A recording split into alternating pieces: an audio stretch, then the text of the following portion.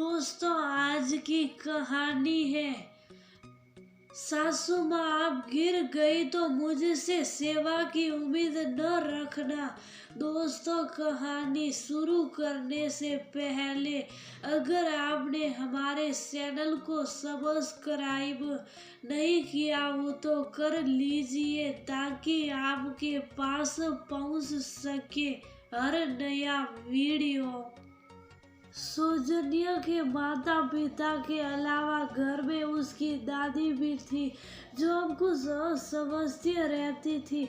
उन्हें घर में किनारे के एक छोटे सा कमरा दिया गया था।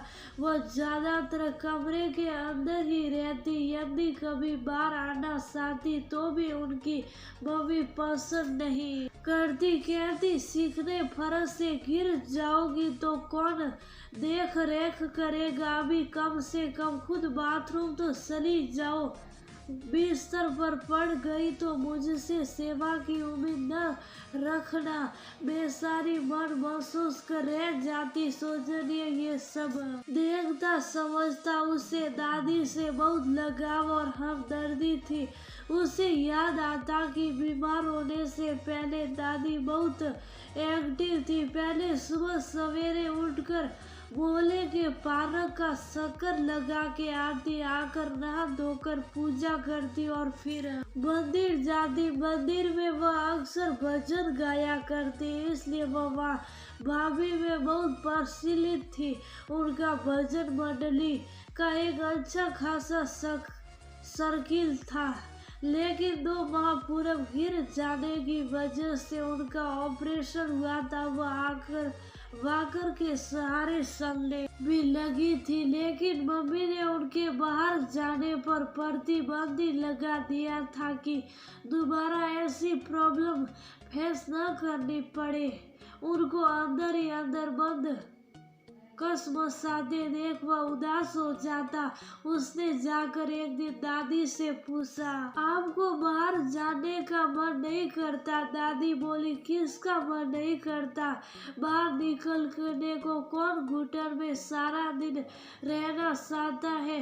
बेशक कितनी सुविधाएं हो पिंजरे में, लेकिन पंछी को खुशी तो बाहर आजाद रहने में मिलती है ना। सौजन्या ने कहा, ठीक है, आप कल से तैयार रहना।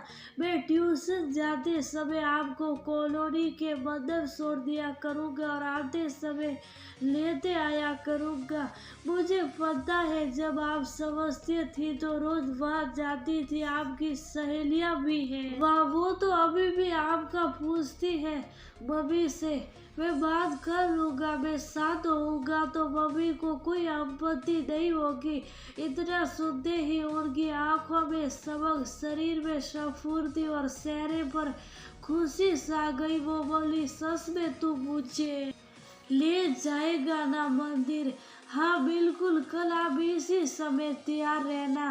दादी ने खुशी ने सौजन्या को गले लगा लिया। वे उस पलक से ही कल का इंतजार करने लगी। कितने दिन हो गए मंदिर गए, पड़ोसियों, गली मोहल्ले, रास्तों को देखे, अपने मंदिर की सहेलियों से गप्पे मारे।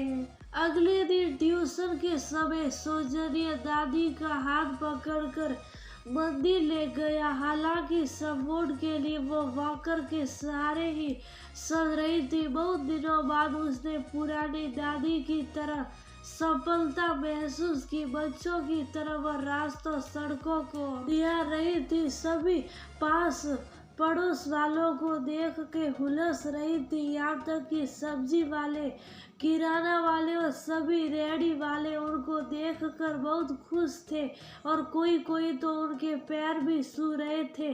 दादी भी कभी किसी की बेटी की शादी का, कभी किसी की पत्नी की बीमारी और कभी किसी से बच्चों की पढ़ाई और नौकरी का पूछ रही थी। सौजन्या हैरान था कि उन्हें सबके परिवार की पृष्ठभूमि पता थी।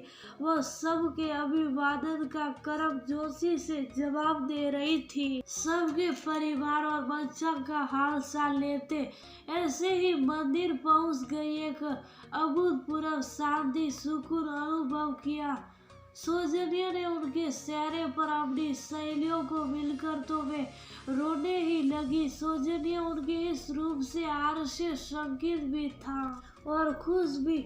सही घंटे के लिए ही सही दादी में मानो प्राण वापिस आ गए थे। वह उनको छोड़कर चला गया और आधे समय घर ले आया। दादी इतनी खुश थी कि मानो कोई खजाना हाथ आ गया हो। सारे रास्ते वो वहाँ की बातें उमंग उमंग कर बताती रही और सौजन्या को ढेरों आशीर्वाद दे डाले। अब तो रोज का यही कर्म बन गया था और इन सब का सुखद परिणाम ये हुआ कि डॉक्टर ने हैरान होते हुए समय ही उनकी ब्लड प्रेशर व विटामिन की गोलियां बंद कर दी। अब तो वो कभी कभी बिना भाकर के बस सौजन्या का हाथ पकड़े भी चल लेती।